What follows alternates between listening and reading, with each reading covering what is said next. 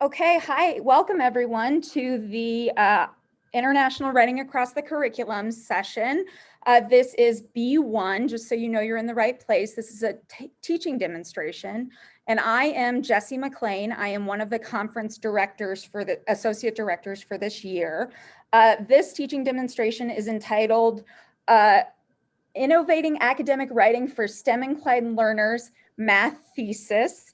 And it is brought to you by Luciana Herman. She is, and I have the pleasure of introducing her today.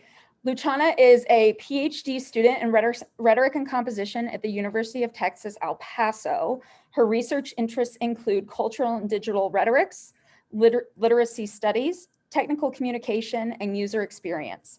Her dissertation research is directed towards patient literacy and experience in navigating healthcare spaces, both physical and virtual.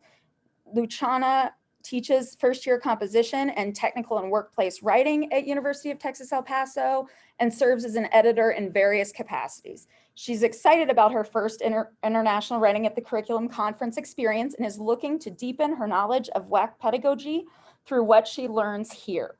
And I will now turn it over to Ms. Herman. Hi. Thank you. Hi. Thank you so much for that introduction, Dr. McLean. I really, I'm pleased to be able to share this project, and I welcome any and all feedback. So I will start by sharing my screen. And here we go. All right. So in recent years, American high school curriculum has shifted towards science, technology, engineering, and mathematics, or STEM, to respond to the perceived threat to society that the shortage of engineering graduates in the 1980s and 90s would leave us with a lack of trained problem solvers. To mitigate this, the United States Department of Education instituted a heavier concentration on STEM courses to assist with early exposure and integration of these disciplines. And while the increase in STEM course requirements has in fact positively impacted the number of recent graduates in STEM-related fields, the number of overall required credits has remained the same. That indicates that other disciplines like the humanities have suffered from a course reduction or number of courses. However, with tipping the balance towards STEM and thus breeding STEM-inclined learners, high school students all over the nation are subsequently not adequately exposed to the humanities, or specifically writing, leading to underpreparedness for, severe apprehension to, and resistance to academic writing upon entering the first-year composition, or FYC, classroom. Their anxiety is palpable. In fact, many STEM-inclined students with whom I worked with at the United States Military Academy, or USMA, reported, "I can't write," or "I hate writing," upon entering my office. This didn't mean that they were unable to put pen to paper, but rather that they were uncomfortable with the composition process, genres, and expectations of academic writing. In this case, STEM-inclined, in essence, logic-focused, detail-oriented procedural thinking students struggle with the abstract thinking that often helps them in writing academic discourse. Upon further prompting about what these students thought that they can do, since they can't write, or so they say, they all said the same thing. "Well, I can do math." As this trend became more visible through repeated interactions with these students, I began researching whether anyone had yet published scholarship about using mathematics in teaching academic writing, and I found that although there are some articles about using writing to teach math, the converse doesn't really yet exist. More specifically, there's no current research discussing the use of mathematics in the FYC classroom and how this might benefit students as they learn academic discourse. I was able to then develop a practice to use one-on-one with USMA students, but now also know that this teaching pedagogy en masse proves fruitful. There's a significant need here.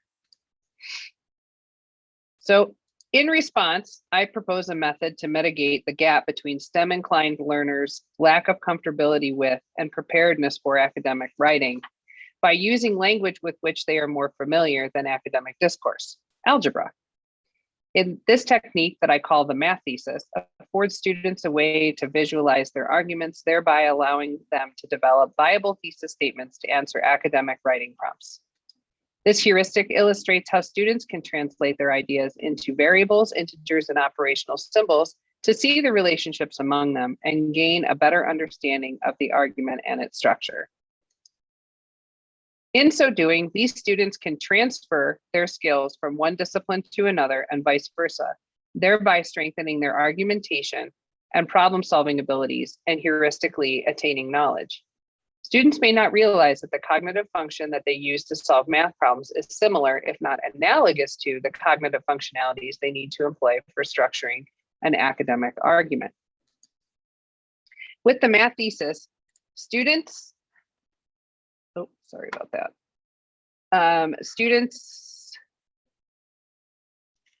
Oh no.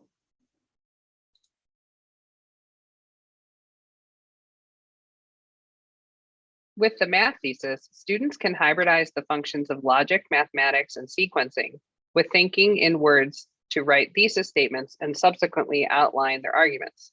By using mathematics, students can think and converse in a language that is more comfortable and seemingly more native to them, whereby they can employ its nuances to create new meaning. Further, the MATHesis functions as a heuristic model in that students can use what they already know, discover a new skill set, and create knowledge on their own.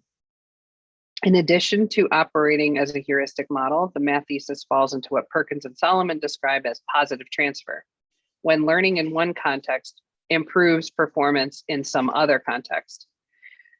When students can use their own knowledge from one discipline and apply it to another, they not only engage in cross-curricular learning, but also achieve a higher level of cognition. The MATHesis taps into those skills and helps students use what they know to learn something new.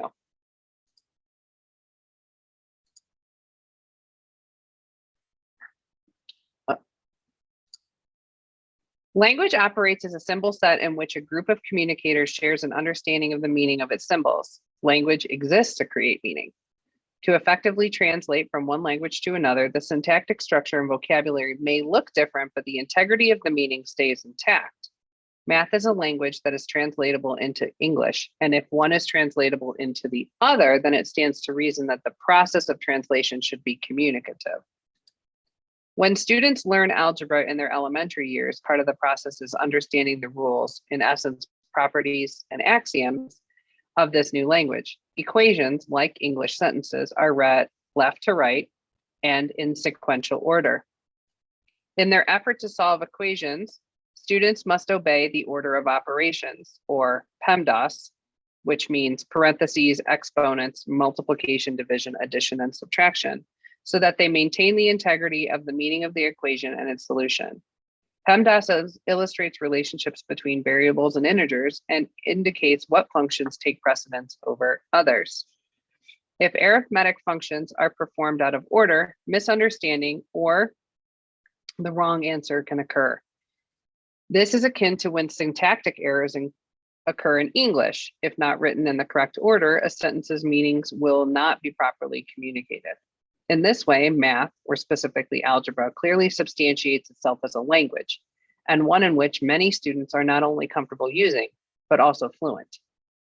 When some students enter the FYC classroom, they find themselves in a foreign place listening to academic discourse for the very first time, which acts then as a foreign language to them. Here, they are exposed to academic writing, conventions, genres, and expectations that, given their unfamiliarity, can induce panic. By using a language they are more familiar with, such as algebra, they can translate meaning and thereby learn a new skill, like academic writing. In their formative years, students learn multi-step problems through solving and writing word problems. Students support their thinking through exploring and explaining the process, thus deepening their learning. Here, the skills of math are paired with writing so that students draw on their language, or specifically to rationalize their mathematical thinking. In this vein, the equation serves as an exigence for the written text. Rhetoricians use the term exigence to describe the why behind a writing task. Even though there are several steps in the writing process, such as brainstorming, outlining, drafting, and revision, each person's process looks quite different. In academia, writing assignments are often given as an exercise through the process of writing, because through the process of writing, students explore topics, create knowledge, and undergo discovery.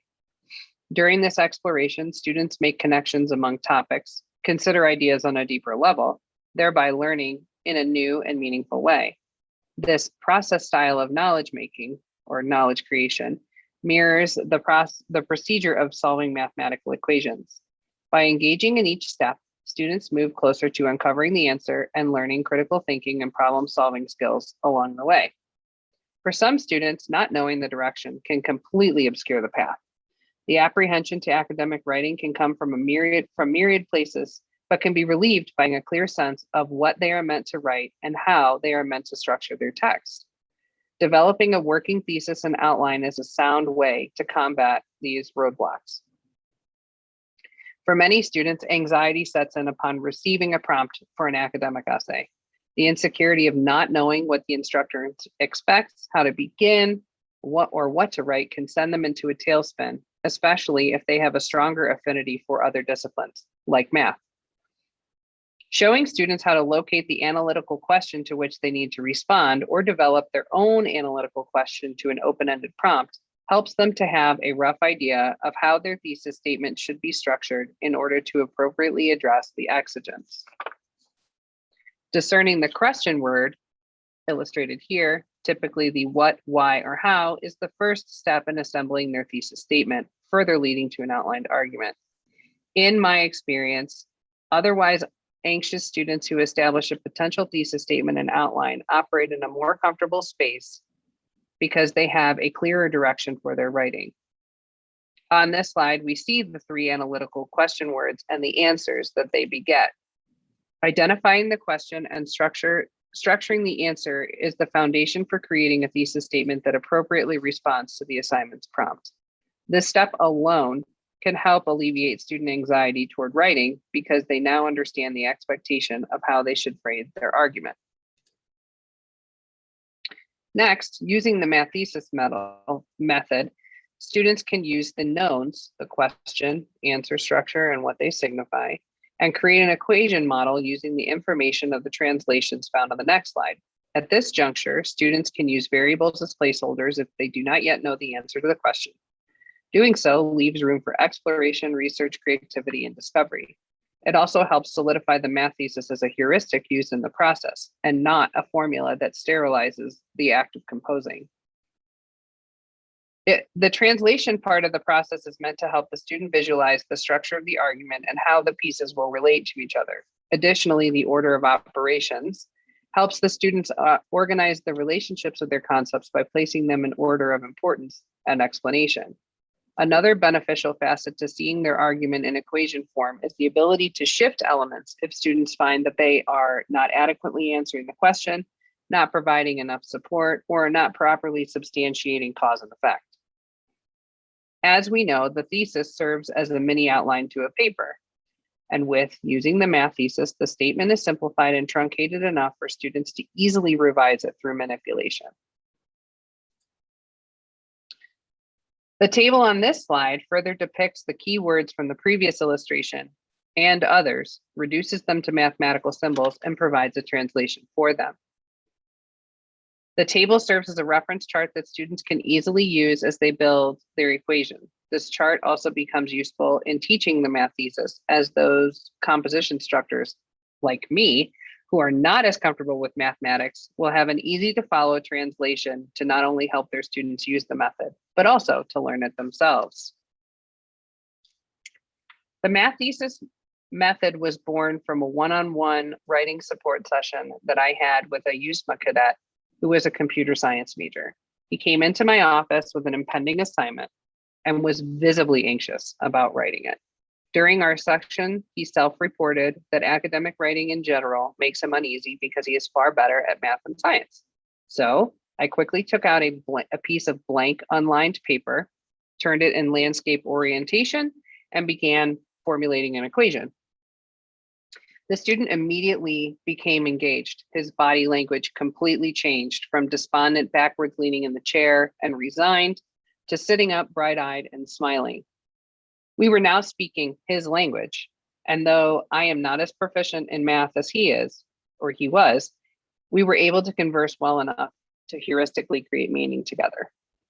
From this brief exchange, the student was able to easily articulate what he wanted to argue, formulate a thesis statement, and from there outline the entirety of his paper. By looking at the equation, he could see how the elements that he wanted to discuss related to each other, in what order he needed to place them, and to emphasize their importance, and to how to structure the cause and effect style argument. He manipulated the equation a couple of ways until he was satisfied with it, and his facial expressions turned from anxious to serene. The session took mere minutes. Our time ended with the student reporting feeling much more confident and walking out of my office with a thesis statement and rough outline for his assignment. He was then able to draft his paper in quick succession and subsequently reported how much easier the composing process was for him because he had a clear path charted before writing. His research question, math thesis, and thesis statement are displayed both on this slide and on the second page of the available handout from my presentation. As illustrated, the student first defined the combat arms strategy as comprised of 3 elements, and in doing so, plugged in where he would explain each element in detail in his paper. He then used the distributive property to illustrate how the combined arms strategy directly affected Japanese skirmishes, retreating forces, and fortified positions. Once he established and substantiated that content with source text, he could then move on from the causation to the overall effect, the victory of the Luzon campaign's effect on the United States victory in the Pacific Theater at the end of World War II. By separating his argument with an equal sign, the student could focus on each section of the paper, but then relate the 2 halves together. Furthermore, he focused on the left side of the equation first, ensuring that he contextualized the requisite elements to make his argument work. He also used his knowledge of mathematical properties to illustrate how each idea related to the others. In so doing, he helped create the spine of his argument and was able to ensure its totality and completeness. When outlining, he worked through each variable and integer as listed in order of importance in the equation, helping to maintain parallel structure for his reader.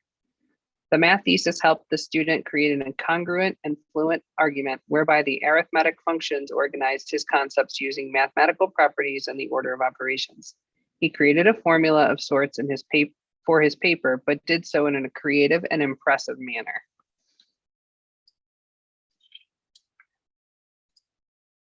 Much like with any theory, there are potential counter-arguments. Expressivists in the field may find this method of approaching academic writing sterile or too formulaic, and may even argue that applying a formula to an argument will stymie a student's creativity.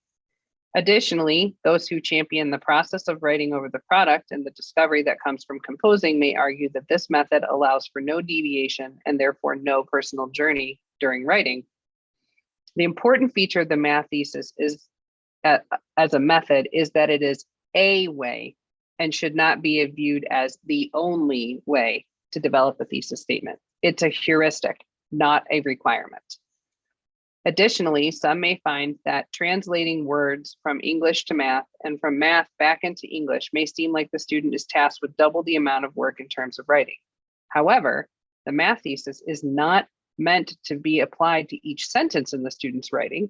Rather, the equation helps the student visualize the spine of the argument and the relationship among the concepts so that they can place them in a logical order for not only definition and explanation, but also for the reader's comprehension. Although the theory was born from practicum in a one-on-one setting, I have since used it en masse and substantiated it as a pedagogical tool here at UTEP.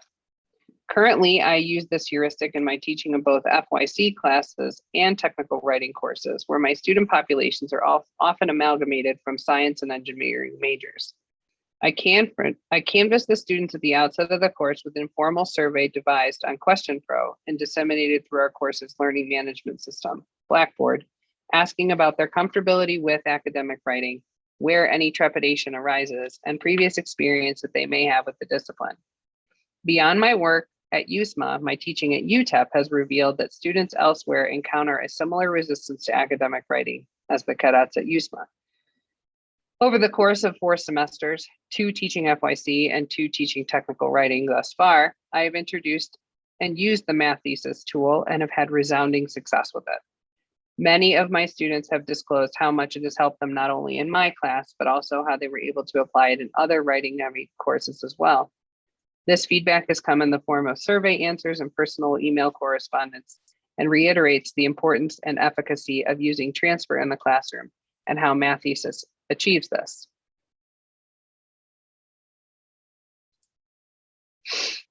By establishing this theory as a viable pedagogical tool in FYC, it prompts me to further explore how it may benefit other classifications of students.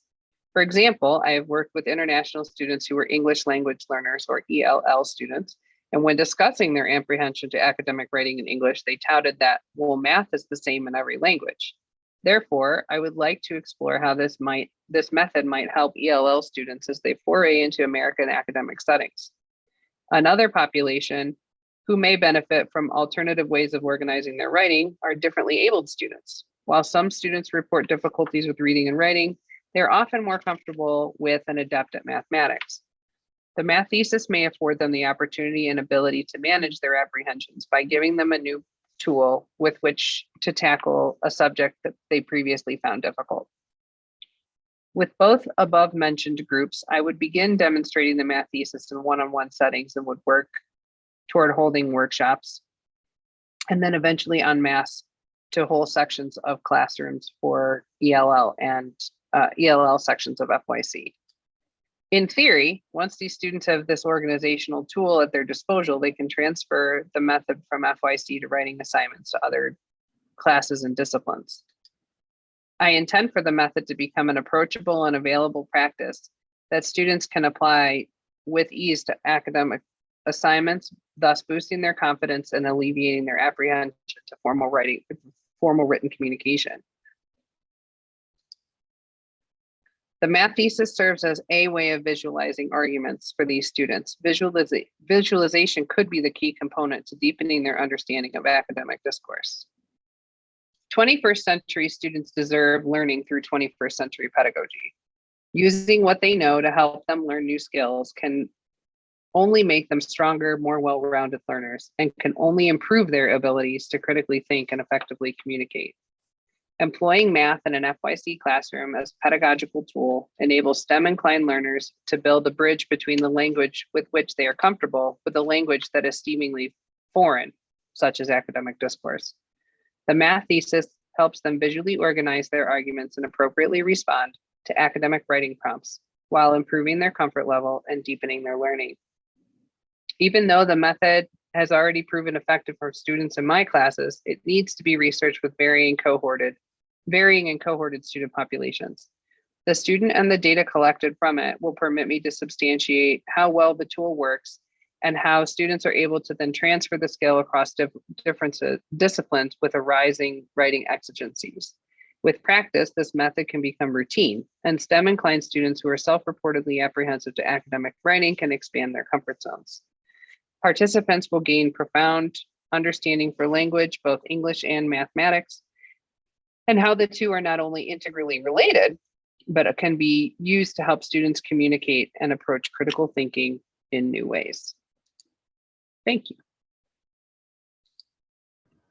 Thank you so much, Luciana. I really, I learned a lot. I am not a math person, so I really Me either. Appreciate learning that.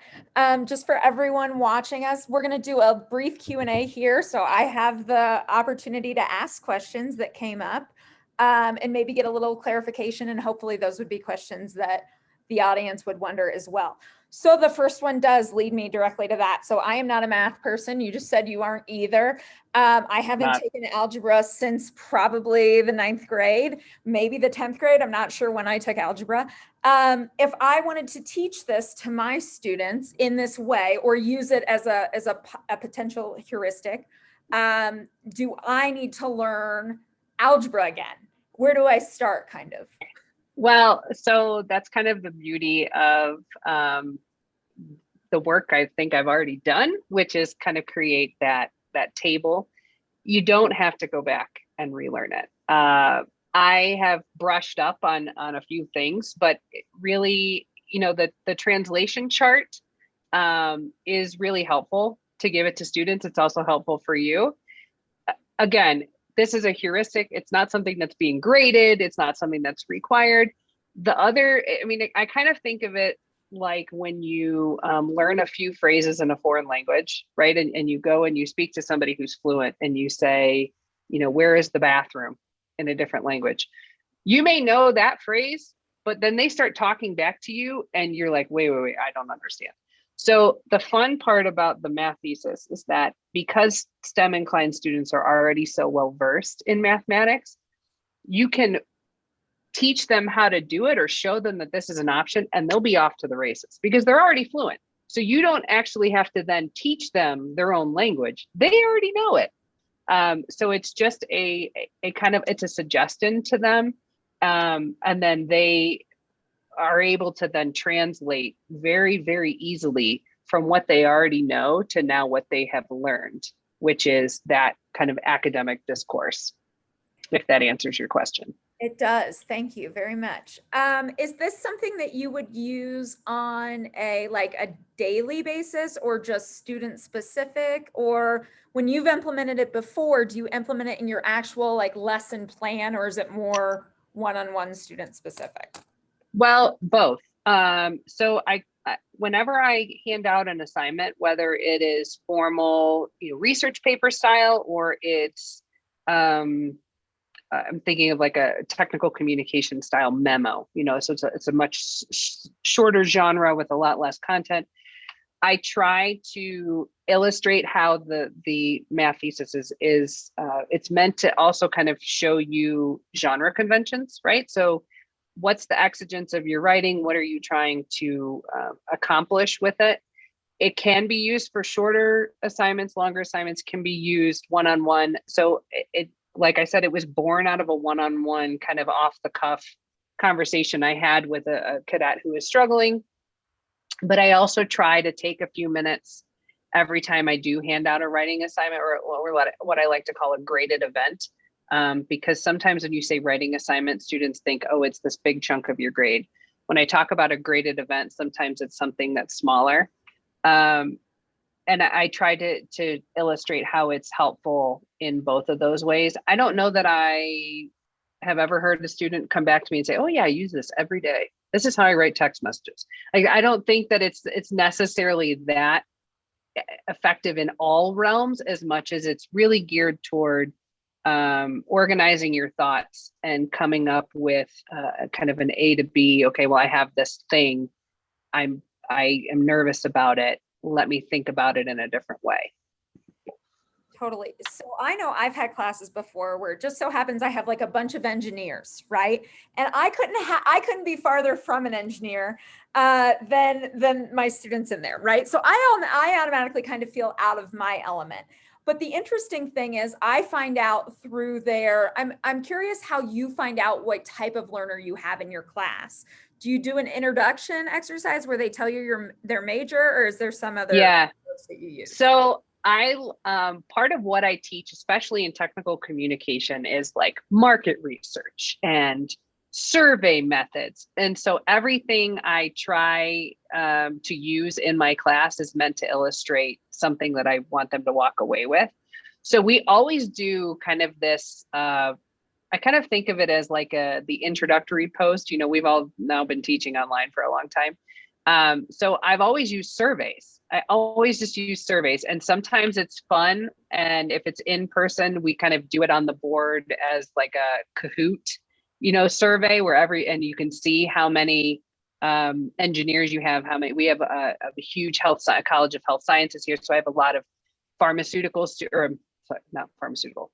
students, nurses, and the like. So it's kind of fun, but I always canvass my students at the outset because I want to know. I could probably count on two hands the number of English majors I've had in my 17 years of teaching. I just never, I never have humanities students, or I should say English students. I've had other humanities students, but I don't know why, but I always seem to get engineers, and I love it because I recognize that they know things that I don't. And I also kind of look at it as a challenge because a lot of them will come in and they will do that. I can't write. I hate writing. Writing is dumb. I'm never going to use this. And I'm like, oh, contraire. Yes, you will. And it's kind of a fun way for me to explore. And it's challenging for me as a teacher because I can't just say, I can't just use all this flowery composition language. I actually have to get into the nitty gritty of how students understand the writing process and how they can make it their own. So this is the MATHesis is something that I use to do that. Have you ever found that they are, I know personally, I've sometimes found this, that they are actually more successful once they learn how to speak in this language than maybe a traditional humanities student may be, because they already think that they're predisposed to do this really well? Have you ever found that before? Yeah, it shocks me how many, I'm thinking specifically of engineering students, a cohort of engineering students that I had once, and how they all, they were kind of resigned. Like, I don't write well. I'll give it the college try, pun intended. But but then they're so good. They're so good because they like distill everything down. They're like, okay, I need to focus on purpose and audience and how I get there. And like, I need to make sure that my document looks correct. And by making sure that it looks correct, I need to make sure I have the proper elements in it. And then I have had students before who are more, they're in writing heavy, like journalism or communications or what have you. And they kind of rest on their laurels a little bit. And they're like, well, I already know how to do this. And not to say that their writing isn't good, but it's not as focused. It's not as polished. It may be, it may look in format wise, it may look perfect, but the content and the real struggle and the real kind of that knowledge creation, that self-discovery element isn't always there, because it's something that I have to write a paper. I'm just going to write it. And it's not this long drawn out process where, as some of my engineering students go through, this very recursive, okay, they're going to come to me in office hours. They're going to go to the writing center. They're going to get all these different, and they're really going to tease it out. And what comes out is really kind of incredible. So last question, I think. So do you think it's just about different definitions of creativity then? Because when you said before that some teachers could maybe see this as stifling the creative process, right? I could see that being a very instinctual reaction from a first year composition, say a GTA, right? First year composition GTA. And they're like, I am an English major. This is what I do. I don't know how to teach math. And is this going to take something away from the creative process that I'm trying to impart on my students? What would your feedback be to that? I would say it's kind of like if you were talking to an artist who is a painter and you said, well, yeah, but can you create with colored pencil too? It's just a different way. It is not meant to take out the process. It's not meant to take out the discovery. It's meant to offer a different subset of students who may have a little bit more trepidation in that whole, touchy-feely self-discovery process, and say, hey, what are you trying to say? What is your argument here? Okay, let's draw it out. It's the same way. It's the same thing that I do I make triangles and squares, right? I mean, even writing my dissertation, I actually just did triangles and squares yesterday on a big whiteboard. But if I can't see it, and I even use sticky notes sometimes with topics so that I can move them around. If I can't see it, I can't conceptualize it. It's that kind of process where students who are much more process and procedure thinking, using algebra just kind of helps them, because it takes, they've already accepted that algebra is a process and a procedure. I mean, there are definitions, there are variables, there's an order of operations. But to people who are much more, quote unquote, creative, I would say organically creative, less process and procedure, this isn't meant to combat their teaching as much as it's an offering that you can give your students as a tool. Again, paintbrush, colored pencil. I mean, it's going to be beautiful no matter what you do, but it's just a different tool. I like that analogy a lot. Okay, I am excited about this personally. I'm sure a lot of our audience will be too. How can people get in touch with you? Will it be on your PDF handout that you upload to Hillary, or can you put it Yes, on one it, of it them? is it my name and my email address is on there, but I'm hoping that people will email me and tell me, hey, I used this and it was terrible, or hey, I used this and it was great, or hey, have you thought about this application, or what have you. Yes, my name and my email address are on the PDF. I believe it's also attached to my presenter profile. That's what I understand.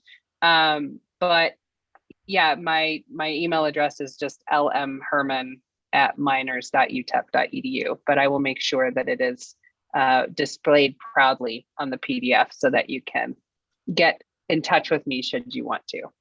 Well, great. Thank you so much for joining us today. We really appreciated it. And I will now It was stop a great recording. experience. Thank you so much. Thank you so much, Dr. McLean. I really appreciate it. Absolutely.